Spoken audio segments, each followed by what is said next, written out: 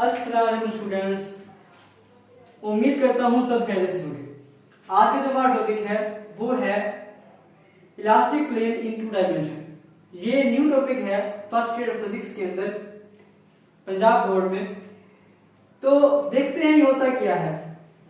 सबसे पहले हमने कंसीडर कर लेना है, फर्ज कर लेना है two bodies m1 and m2 moving with velocities v1 and v2 in a straight line.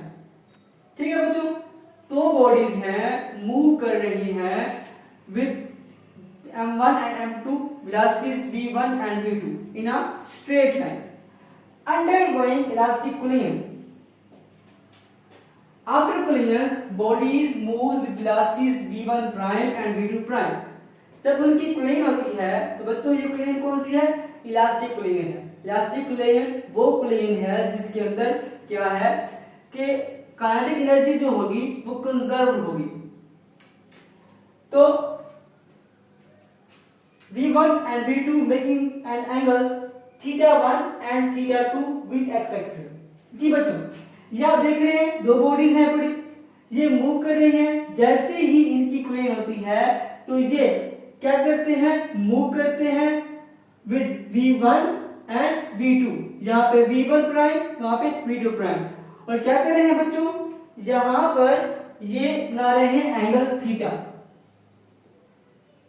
ये θ2 और ये θ1। ठीक है, एक्स एक्सिस के साथ एंगल बना रहे हैं θ1 और θ2। Collision elastic, we apply both law of conservation of momentum and law of conservation of kinetic energy। बच्चों, collision elastic है इसलिए हम दो लॉ अप्लाई करेंगे, law of conservation of momentum भी अप्लाई करेंगे और लॉ ऑफ काइनेटिक एनर्जी भी अप्लाई करेंगे। सबसे पहले बच्चों, मोमेंटम क्या है? मोमेंटम एक वेक्टर क्वांटिटी है। तो वेक्टर को हम रिजॉल्व कर सकते हैं इनटू इट्स कंपोनेंट्स, इसके कंपोनेंट्स के अंदर। Momentum is a vector quantity, so its resolve into its rectangular components. Apply law of conservation of momentum on both sides of collision. अब हमने क्या करना है? Law of conservation of momentum को apply कर देना है बोथ साइड्स ऑफ कोलिजन। मतलब कौन सी कोलिजन?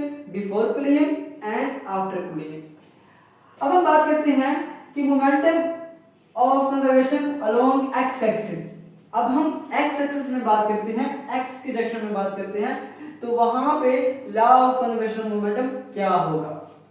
तो बच्चों, momentum before collision m1 v1 plus m2 v2 is equal to m1 v1 prime cos θ1 plus m2 v2 prime cos θ2।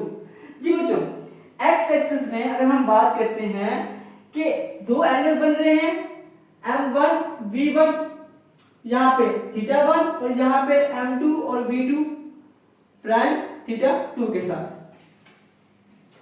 Momentum of conservation along y axis, हमने x की पहले बात की, अब हम y की बात करते हैं। तो y में क्या है? y के अंदर बच्चों देखो कि यहाँ पे जो m2 है वो यहाँ पे मूव कर रही है। ठीक है, मतलब x स्टार्ट में नहीं है, तो इसीलिए इसका जो हम बिफोर प्लेन होगी वो तो जीरो होगा, क्योंकि यहाँ पे m1 पहले है, इसने इसको कोलाइड किया है, इसके साथ कोलिजन की है, तो ही आगे कोलिजन हुई है। तो यहाँ पे ये आगे है, मतलब इसका जो x होगा बिफोर जो प्लेन होगा इसका y कंपोनेंट के अंदर वो जीरो होगा। तो momentum of conservation along the y axis क्या होगा बच्चों? वो जीरो होगा। अब हम सिर्फ आफ्टर प्लेन लेंगे, वो हम लेंगे बच्चों m1 v1 prime sin theta. और जब हम बात करते हैं वर्टिकल में y की डायरेक्शन में, तो हम y के साथ लेते हैं sin थीटा। तो इसलिए sin थीटा 1 और plus m2 v2 prime sin θ2। इस तरह से ये जो हमारे पास होगी ये भी इसका हो जाएगा m2 v2 prime sin theta और इसका m1 और v1 प्राइम sin थीटा, वो sin θ2 ये sin θ1 के साथ। अब हम बात करते हैं कंजर्वेशन ऑफ एनर्जी के बारे में। तो law of conservation of energy को भी हम अप्लाई कर देंगे बिफोर कोलिजन और आफ्टर कोलिजन पे।